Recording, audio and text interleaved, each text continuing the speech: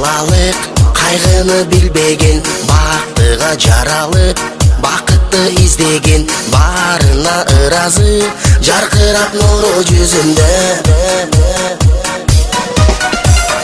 Бул күнү кабарын оюна илбеген, баарына кызыгып билбесе ким деген, баш ийип аргасыз жарокер карап көзүнө.